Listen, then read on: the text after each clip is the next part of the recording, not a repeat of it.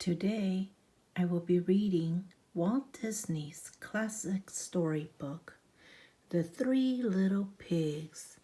So just lay back and relax. Once upon a time, there were three little pigs who went out into the big world to build their home and seek their fortunes. The first little pig did not like to work at all. He quickly built himself a house of straw. Then off he danced down the road to see how his brothers were getting along. The second little pig was building himself a house too. He did not like to work any more than his brother, so he had decided to build a quick and easy house of sticks. Soon it was finished.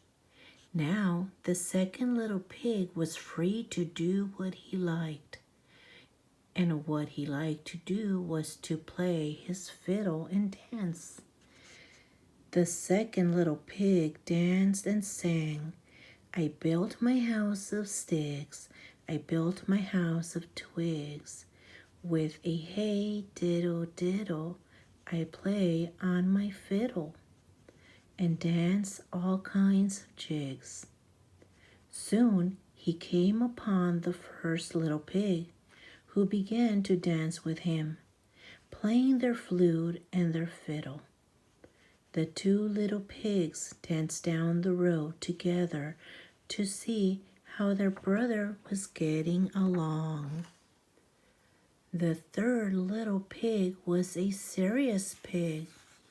He was building a house too, but he was building his out of bricks. He did not mind hard work, and he wanted a strong little house, for he knew that in the woods nearby there lived a big bad wolf who liked nothing better than to catch little pigs and eat them up. "Ha, ha, ha," laughed the first little pig when he saw his brother hard at work. "Ha, ha, ha," laughed the second little pig. "Come down and play with us," he called. But the busy little pig did not pause. Slap, slosh, slap went the bricks and mortar. "You can laugh and dance and sing," their busy brother called after them, "but I'll be safe and you'll be sorry when the wolf comes to the door." The little pigs laughed and they disappeared into the woods. But as the first pig reached his door, out of the woods popped the big bad wolf. The little pig squealed with fright and slammed the door. Little pig, let me come in," cried the wolf. The little pig knew better than to open his door for a wolf. "Not by the hair of my chinny chin chin," he said.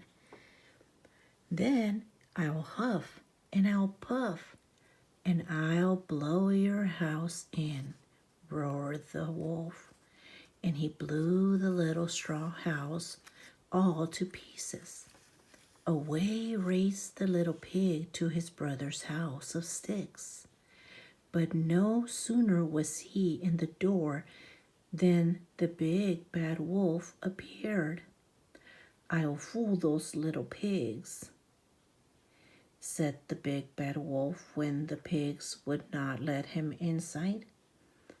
And so he left the little pig's house and hid behind a tree. Soon the door opened and the two little pigs peeked out. There was no wolf in sight. "Ha, ha, ha," laughed the little pigs. "We fooled him." Then they went back inside and danced around the room. Soon there came another knock at the door. It was the big bad wolf again. but he had covered himself with a sheepskin and was curled up in a big basket, looking like a little lamb. "Who's there?" called the second little pig. "I'm a poor little sheep with no place to sleep. Please open the door and let me in," said the big bad wolf in a sweet little voice. The little pig peeked through a crack in the door. He could see the wolf's big black paws and sharp fangs. "Not by the hair of my chinny chin chin," he cried. "You can't fool us with that sheepskin," said the first little pig. "Then I'll huff and I'll puff and I'll blow your house in," cried the angry old wolf. So he huffed and he puffed and he puffed and he huffed and he blew the little twig house all to pieces. Away raced the two little pigs, straight to the third little pig's house of bricks. "Don't worry," said the third little pig to his two frightened little brothers. "You are safe here." Soon the three little pigs were all singing happily. This made the big bad wolf perfectly furious. The big bad wolf huffed and he puffed and he puffed and he huffed, but he could not blow that little house of bricks. At last he thought of the chimney. Up he climbed quietly. Then with a snarl, down he jumped, right into a kettle of boiling water. With a yelp of pain, he sprang straight up the chimney again and raced away into the woods. The three little pigs never saw him again and spent their time in the strong little brick house, singing and dancing merrily.